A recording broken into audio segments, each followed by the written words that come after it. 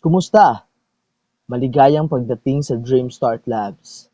Sa video na ito, gusto kong ipakita sa inyo kung paano mo maisasaayos ang mga petsa ng pautang para mabayaran ng isang miyembro ang utang sa tamang araw ng meeting. Isipin na si Bayani ay handa na mag-utang at humingi siya ng 5,000 pesos na babayaran sa loob ng 3 buwan.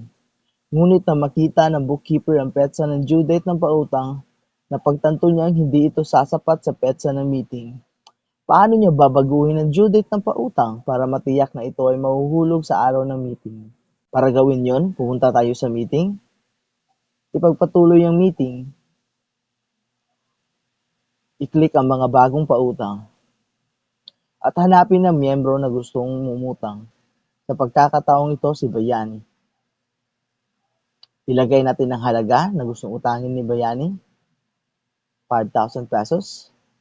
At mapapansin nyo, sa bandang ibaba, ng patlang para sa halaga, may mababasa kayong i-adjust ang due date. Pindutin lamang ito at pindutin ang due date. Sabihin na natin ang meeting sa linggong ito ay nasa ika-29.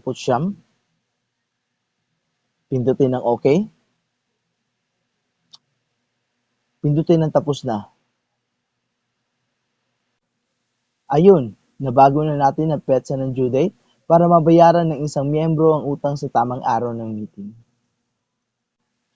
Tandaan, ang mga available na petsa ay 1 linggo bago ang default na loan due date at 1 linggo pagkatapos ng due date. Maraming salamat.